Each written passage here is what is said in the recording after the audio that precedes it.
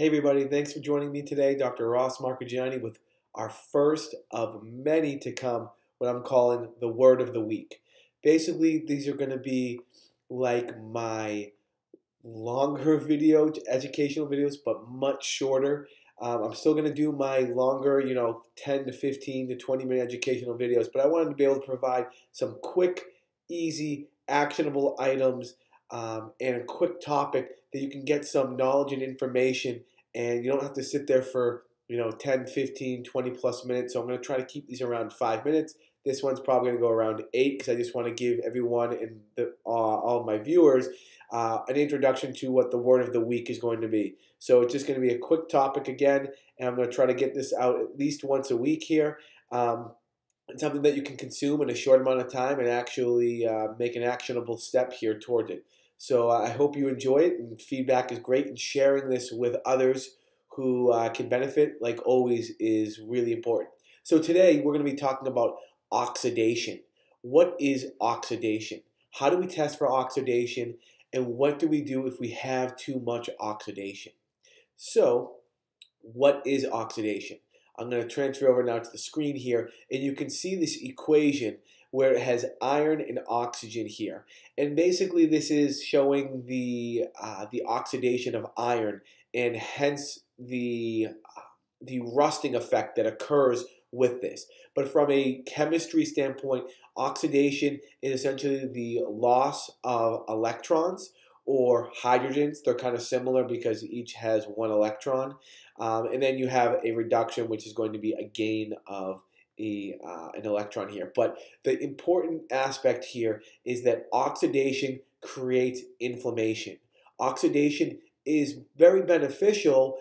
We can't demonize it because it's important to make new tissue. It's important that if we have some type of cellular reaction going on, that we do have oxidation occur.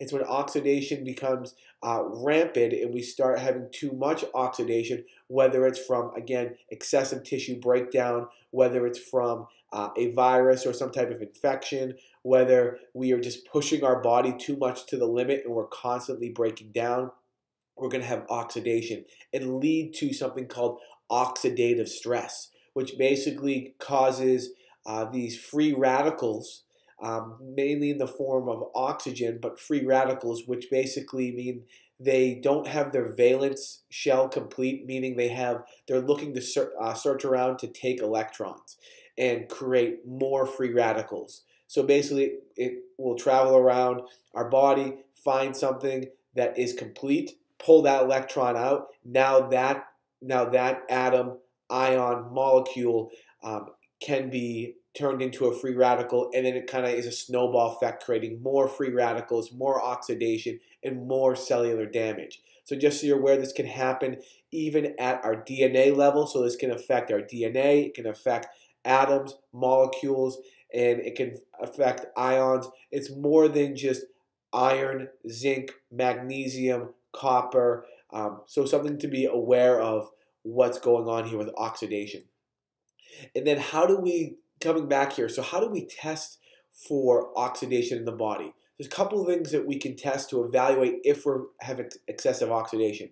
Obviously, we want to make sure our tissue isn't breaking down, so we want to evaluate the acidity in our body. So we can do that with using ammonia. We can do that with using other various markers. But really the markers that we want to look at here and we want to evaluate is ferritin and iron, because like we said, that was one of the reactions that can cause rusting, known as the ferritin reaction, which again will cause more oxidation and more inflammation.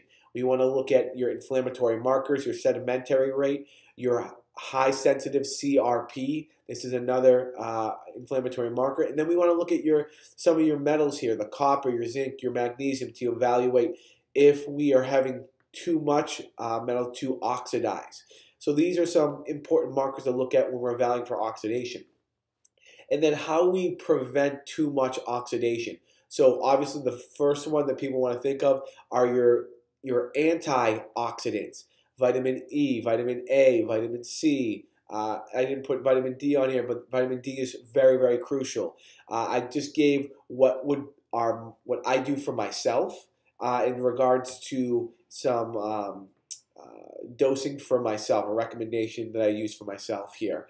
So you can see here vitamin A around at least 2,500 IU's per day. Vitamin C coming up on about a gram a day. Vitamin E at least 25 milligrams per day. We'll use some N-acetylcysteine, about 600 milligrams per day. Some glutathione, which is the body's master antioxidant protector, body's master bodyguard, around 600 milligrams per day. And most turmeric, you can see here, really important anti-inflammatory agent of 600 milligrams per day. And most importantly, molecular hydrogen. Again, we talked about that when we have oxidative stress, those oxygen molecules go around and start stealing other electrons and creating more free radicals. Well, if we can increase our hydrogen in the form of molecular hydrogen, now we have these extra electrons floating around that will bind to that oxygen that is basically wreaking havoc and creating oxidative stress. I appreciate you guys watching today, and again, if anyone anyone that can benefit from this, please share this information. We're always trying to make health decisions easier and more informed. And if this is something you're concerned about, please don't hesitate to reach out to the office. Talk to you soon.